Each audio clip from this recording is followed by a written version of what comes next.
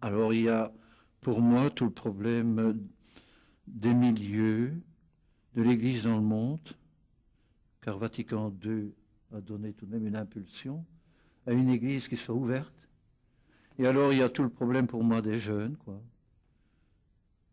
qui me préoccupe, de la foi des jeunes. Et il y a un espoir là chez les jeunes qui veulent donner un sens à leur vie, qui veulent quelque chose d'authentique dans la pratique de la foi. Et il y a des appels chez les jeunes et qui nous mettent en question. Donc il faut se préoccuper des jeunes. Alors il y a aussi tous les problèmes de ce que l'homme fait de lui-même, n'est-ce pas? La vie en général, le problème du développement, problème aussi de la liberté, et avec toutes les techniques psychologiques et psychanalytiques qui progressent et qui sont dangereuses aussi pour la liberté de l'homme, qui peuvent être auxiliaires bien sûr, mais qui peuvent être aussi absolues, trop absolues, n'est-ce pas, dans la direction de l'homme, dans la recherche de sa vie et du sens de sa vie. Il y a aussi les problèmes posés par la génétique, les questions de contraception, d'avortement, d'euthanasie. Ce sont des problèmes de ce que l'homme est lui-même ou fait de lui-même. Et vers où va l'homme sont des problèmes humains donc, qui doivent m'intéresser aussi et qui sont importants aujourd'hui. Il y a également aussi tous les problèmes de la justice, quoi. La justice, et ça c'est très important. Il faut que l'évêque découvre aussi les pauvretés dans son diocèse.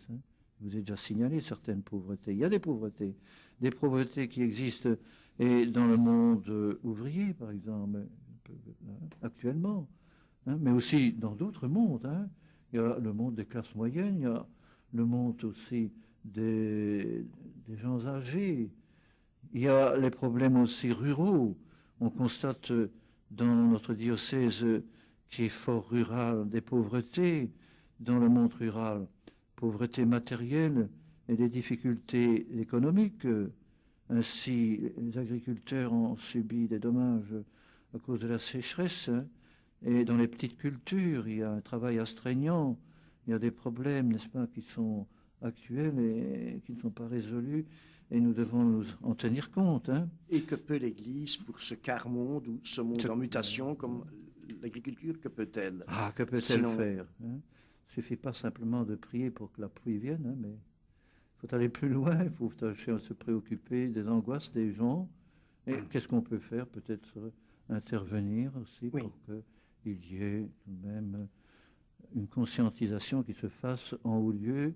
L'Église comme groupe de pression, peut-être. Groupe de pression, oui, à l'occasion. Vis-à-vis du pouvoir. Alors, dans ce monde rural, on remarque aussi une pauvreté culturelle, il faut bien le dire. N'est-ce pas? Il y a comme un sentiment d'infériorité chez les ruraux. Il y a aussi les divertissements qui sont pauvres, mais on voit maintenant de plus en plus dans les petites communautés rurales une prise en conscience de ce qu'ils sont. Et cela à la suite peut-être de la fusion des communes. Il faut se défendre, il faut survivre, n'est-ce pas? Alors on remarque aussi que il y a beaucoup de jeunes qui s'en vont des communautés rurales et qui vont en ville à cause de l'emploi. Il y en a tout un mouvement. Il y a aussi les écoles rurales, les petites écoles qu'il faut défendre. Il y a beaucoup d'écoles rurales qui sont fermées faute d'enfants. Et je crois que là, il y a aussi un problème des petites écoles. Il faudrait trouver, n'est-ce pas, un moyen de les garder quand même, pour que la vie au village soit quand même continue, malgré donc le dépérissement si vous voulez, des activités culturelles, du fait qu'il n'y a plus les jeunes, du fait qu'il y a trop de vieilles personnes, etc. Cela n'appelle-t-il pas alors une certaine action socio-politique de l'Église? Si, à l'occasion, c'est dans ce domaine-là aussi, n'est-ce pas? Alors aussi une pauvreté qui est plutôt psychologique, qui est difficile à caractériser dans beaucoup de nos villages, dans le Luxembourg en particulier, dans le sud du Namurois, c'est le sentiment d'abandon au profit de régions plus peuplées. On rassemble les personnes autre part, et on oublie un peu les petites communautés rurales. Et puis alors aussi, il y a la représentation politique qui parfois est plus grande dans ces communautés. Il y a des partis à cause des familles. Et alors là, il y a des divisions, quoi. Et c'est un peu malheureux, quoi. Hein. Puis il y a le vieillissement de la population, ça il faut le dire. Hein.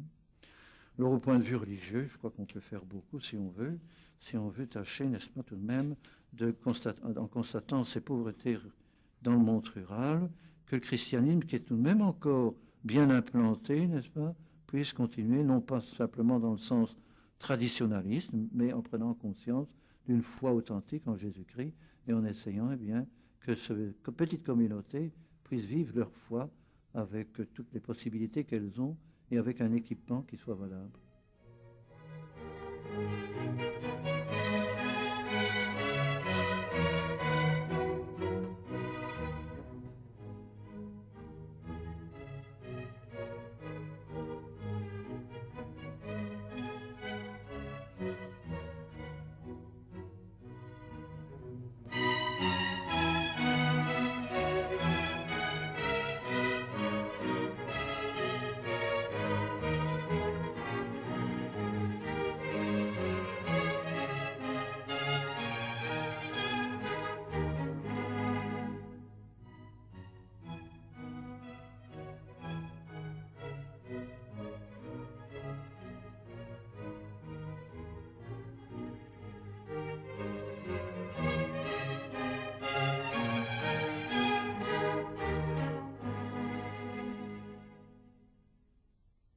Il y a le problème politique, là, hein, de l'engagement dans la foi et l'engagement politique. Hein. Et il y a là un problème, et de plus en plus percutant, quand on voit les conflits, et spécialement aussi les attaques quand même, qui sont faites vis-à-vis de l'Église, parce qu'elle ne prend pas parti. Bien, je pense que l'évêque ne peut pas imposer aux chrétiens un parti chrétien. Hein. Donc le pluralisme est admis. Et alors voilà, il n'y a pas voilà, le pluralisme donc est admis, et je pense que là, il faut accepter cela aujourd'hui, bien sûr, hein, ce pluralisme. Et l'évêque doit se situer là-dedans, et il doit essayer lui-même, sans prendre parti, mais tout de même d'entrer dans cette vision du politique. Hein. Je ne dis pas de la politique en elle-même, mais du politique. Et je pense que là, dans cette problématique, l'évêque doit essayer d'aider les chrétiens, hein, tout en laissant aux chrétiens le soin de prendre leurs responsabilités au point de vue temporel. Moi, je n'ai pas à intervenir directement là-dedans. Tiendriez-vous les mêmes propos si vous étiez un évêque brésilien?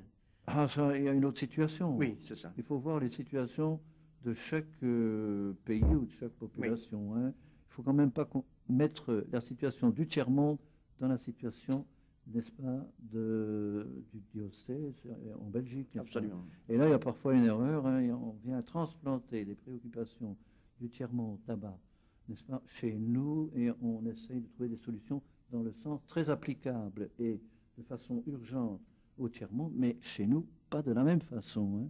Mais il y a quelque chose à faire et quelque chose d'important, n'est-ce pas, que l'évêque puisse aussi se préoccuper de tous ces problèmes qui concernent le politique, mais il n'a pas à prendre la place des chrétiens dans leur insertion politique et il n'a pas à donner des solutions politiques et surtout des solutions partisanes. Vous comprenez?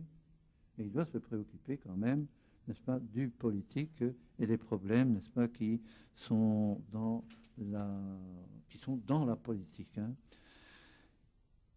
Pour cela, je pense que aussi, il est important que l'évêque soit attentif aux réalités collectives. Il y a évidemment, il est le pasteur, il doit avoir le contact personnel, je crois que c'est important. C'est dans le sens de ce que Jésus-Christ a fait lui-même. Si on lit l'Évangile, le Christ a eu beaucoup de contacts personnels. Il a formé ses disciples personnellement. Oui, oui. Il a guéri des gens personnellement. Il a contacté des pécheurs personnellement. Il a fait cela très fort. Mais il s'est préoccupé de réalités aussi collectives. Hein, comme par exemple cette réalité faussement politique et religieuse qui existait à ce moment-là. Quoi. Mais l'évêque aussi doit se rendre attentif aux réalités collectives, hein, et surtout actuellement avec les médias, il se forme comme une espèce de conscience collective facilement, comme également dans le domaine de la justice, l'analyse de la société actuelle, des mécanismes, n'est-ce pas, de la société de consommation, et il doit se voir quelles sont parfois les causes de pauvreté chez ceux qui sont les plus pauvres à tout point de vue. Et là, il doit analyser cela, les causes, et se rendre compte qu'il y a parfois du collectif qui joue, tout en maintenant aussi qu'il y a le jeu personnel, la mentalité à convertir personnellement. Hein. Il n'y a pas que seulement des réalités collectives qui sont diffuses comme ça partout, mais il y a à respecter la dignité de chaque homme et à essayer aussi de convertir la mentalité de chacun, n'est-ce pas? Et pour avoir plus de justice, pour avoir plus de fraternité, pour avoir la paix, pour aller contre la violence. Vous voyez, je crois que c'est important que l'évêque se rende compte et qu'il s'insère dans le politique sans faire de la politique. C'est bien ça. Tu as compris comme ça? Le christianisme n'est pas une politique, non, mais on pourrait dire qu'il peut être un levier d'action politique. Et le christianisme n'est pas une idéologie, parce que là, il y a une tendance à vouloir en faire aussi une idéologie marxiste, socialiste ou libérale, oui, capitaliste, etc. Et il n'y a rien à faire. Et l'évêque doit être libre là-dedans, et l'Église doit être libre là-dedans. Quitte à être persécuté, à être bafoué, mais elle doit garder sa liberté. Mais il est significatif que les persécutions ont lieu tant à l'Est qu'à l'Ouest. Oui, c'est évident.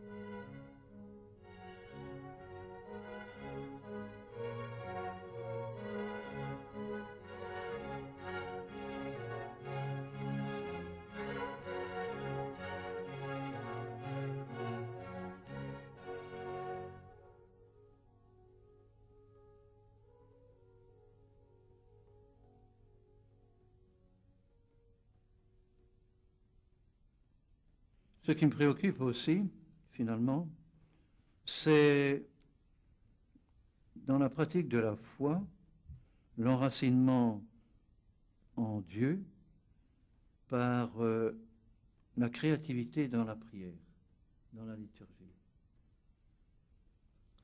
Une liturgie en mouvement, se renouvelant. Qu'il soit une liturgie profonde, hein, oui, qui exprime bien la relation à Dieu, et qui soit ecclésiale, mais une liturgie qui soit quand même un peu souple. Qu'on ne s'attarde pas à des rites pour des rites, mais des rites qui signifient quelque chose. Absolument. Et qui permettent à chacun de s'élever vers le Seigneur et exprimer sa foi. À ce point de vue-là, il y a tout ce mouvement charismatique qui s'est élevé, qui montre qu'il y a un besoin de Dieu aussi.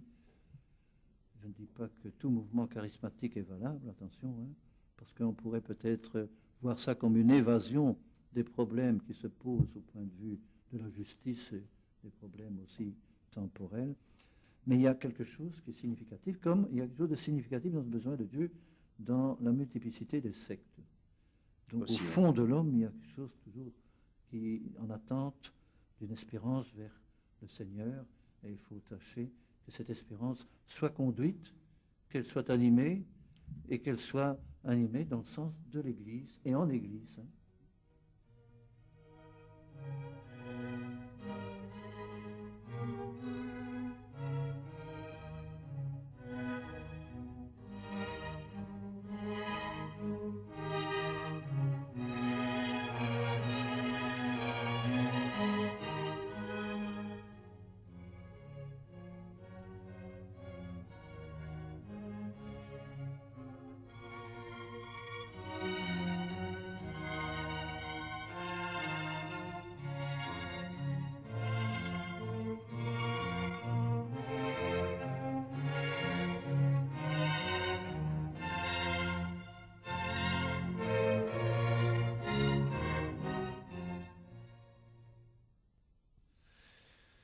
En parcourant le diocèse, alors, de tous les côtés, j'ai pu être en contact des réalités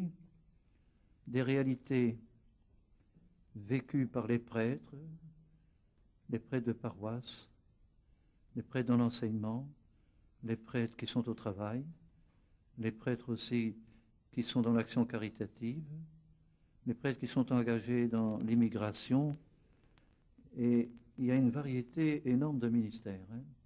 Et donc là, ce qui me préoccupe, que tous ces prêtres se voient différents les uns des autres dans leur ministère, mais s'acceptent différents aussi. Et alors, pour moi, une préoccupation pour le clergé, c'est que on essaye de vivre plus en équipe, ou en vie d'équipe, ou en travail d'équipe. Hein. Seulement, il y a beaucoup de mentalités à changer à ce point de vue-là. Il y a le jeune clergé, il y a le clergé plus âgé, qui n'a pas habitué à vivre cette vie d'équipe, surtout dans les paroisses où on a encore l'esprit de clocher, où le prêtre est encore quelqu'un qui est un notable, et il y a un dépouillement à faire. Il faudra de longues années pour changer tout ça. Mais enfin, on essaye de pousser dans ce sens, sans vouloir le faire brutalement, pour éviter les blocages, mais c'est important de le faire. Et alors que les prêtres soient préoccupés d'aller vers ceux qui n'ont plus la foi, vers ceux qui sont étrangers, c'est tout le problème des étrangers acceptés chez nous, de ceux qui viennent chez nous comme les touristes et qui doivent être accueillis, on pourrait dire beaucoup de choses bien sûr là-dessus, de tous ceux qui sont des chrétiens ou des non-chrétiens et que nous devons voir. Il y a aussi tout le problème de l'œcuménisme, les protestants, les orthodoxes, les musulmans, il y en a de plus en plus chez nous, surtout des Turcs, et tâcher ainsi même de contacter ces gens-là et que les prêtres reconnaissent bien leur culture et leur vie religieuse et puissent aussi les aider parce qu'ils sont étrangers déracinés.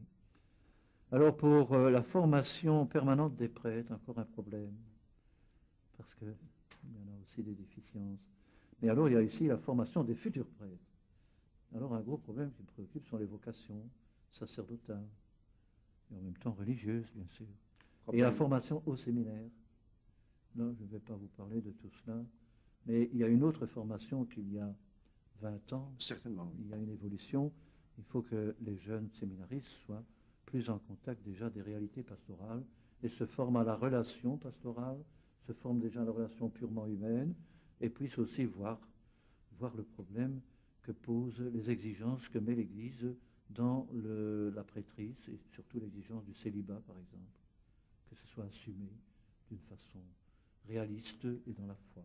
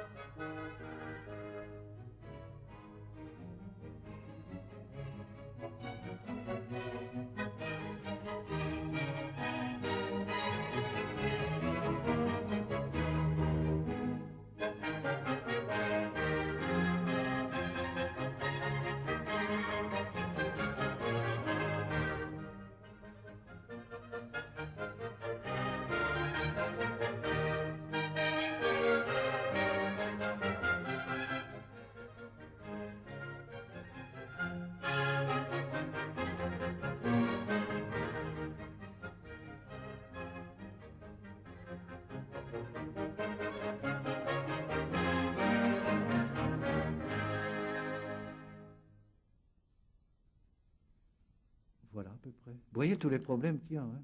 Oui. Enfin, j'ai fait comme ça une espèce de panorama. Alors, je voudrais bien dans cette, si vous voulez, dans ce conspectus, enfin, général, eh bien, qu'on puisse partager toutes ces préoccupations. Je les ai partagées avec vous en toute simplicité, mais je voudrais aussi que cet entretien soit l'occasion d'un échange. Et qu'on me dise, bien voilà, bien simplement, ce qu'il faut faire, ce qu'il faudrait faire, quels sont les moyens qu'il faudrait apporter pour tâcher de réaliser au mieux telle ou telle préoccupation, tel ou tel problème de pastoral. Et pour ça, j'aimerais bien de connaître les préoccupations qui sont les vôtres, les suggestions que vous pouvez me donner, ce que vous attendez de l'évêque. Et je crois que grâce à ce dialogue-là, on pourra faire donc du bon travail et améliorer aussi bien le service d'église que nous avons à remplir tous comme responsables dans le monde et autour et dans les diocèses autour de l'évêque. Alors pour cela, eh bien, vous pouvez venir me voir à l'évêché, bien sûr. Je peux venir chez vous et quand il y a un problème urgent, surtout les prêtres. Je peux avoir des contacts lorsque je suis dans le diocèse, dans les paroisses ou dans les établissements, dans les réunions de toutes sortes, mouvements d'action catholique ou d'action générale, n'importe. Et alors vous pouvez vous adresser à moi. Moi, je suis toujours à votre disposition pour vous rendre service. Et alors, vous pouvez m'adresser ça en m'écrivant, si vous le voulez. Je vais me permettre de rappeler l'adresse. Très bien. 1 rue d'Évêché, Namur, code postal 5000. En vous remerciant, Monseigneur, après cette précision pratique.